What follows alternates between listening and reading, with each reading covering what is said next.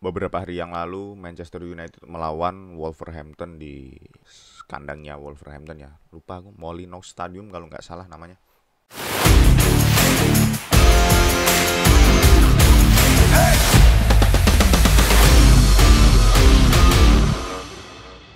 Kelihatan banget MU kesulitan ya lawan Wolves, bahkan MU beberapa kali pemain-pemain MU melakukan error yang hampir aja berbuah gol bagi Wolves. Sayang Wolves di sini sangat nggak klinis di depan gawang. Dan tentu saja di pertandingan ini kita bisa lihat performa David De Gea yang sangat oke gitu ya, yang menyelamatkan MU dari kekalahan dengan terutama di double saves-nya saat corner menerima sundulan Hiding dan juga reboundnya Roman Saiz gitu.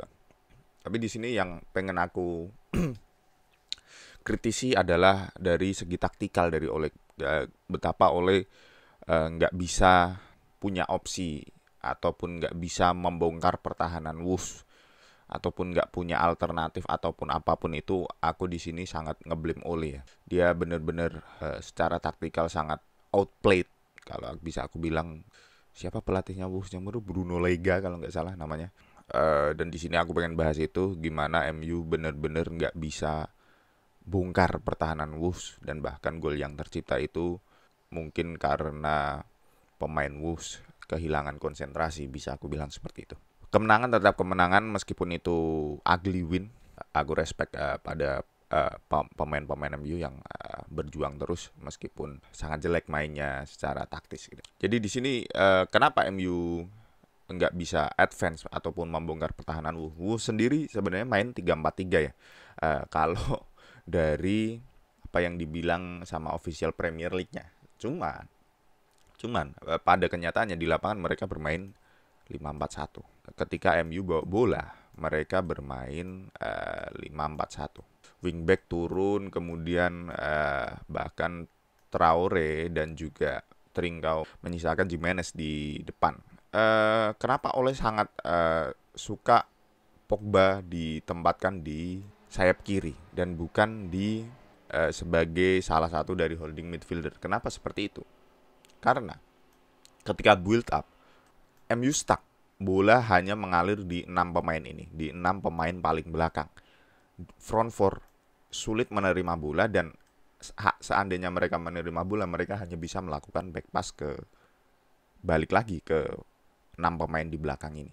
Kenapa? Karena Wolves sangat-sangat rigid ya, sangat-sangat rapat di tengah. Moutinho, Neves, Trincao ini sangat-sangat disiplin. Ketika bola berada di back, kemungkinan hanya Jimenez yang melakukan pressing, dan akhirnya dari Maguire ataupun Varane mereka mempunyai opsi mengalirkan pemain ke depannya gitu kan. Hanya Varane dan Maguire yang punya opsi passing ke depan.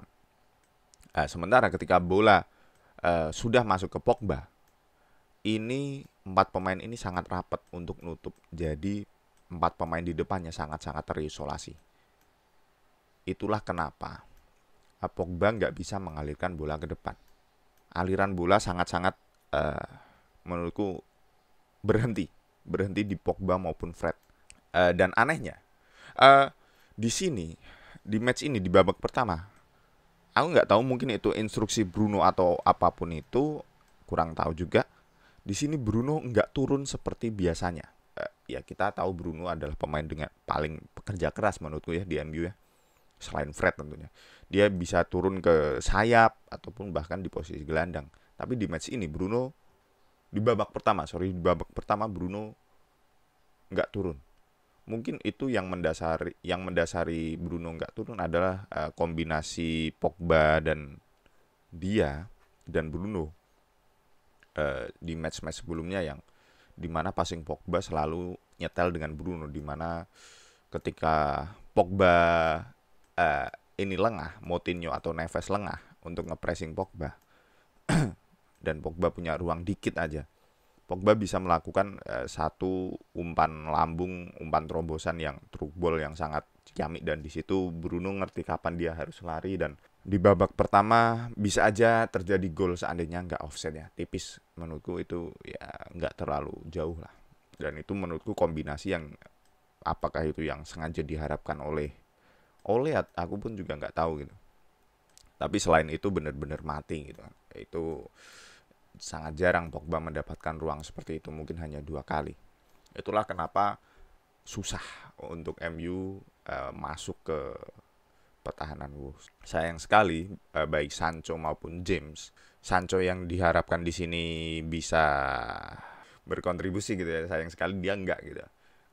Bedanya Sancho dan Pogba ketika jadi misal gini, skenarionya ketika Fred dengan let's say McTominay di sini, kita anggap McTominay ada di sini ya, dan Pogba di sini, Fernandes di sini. Ini yang terjadi adalah ketika posisi seperti ini, Fred dan McTominay tentu saja kita tahu Fred dan McTominay tidak terlalu bagus dengan bola gitu kan. Hanya saja ketika di posisi ini Pogba bisa turun, entah turun ataupun dia ke tengah. Jadi Pogba bisa menerima bola. Dan ini yang membuat aliran bola serangan MU bisa lancar ketika Pogba berada di depan. Karena ada pemain depan yang turun.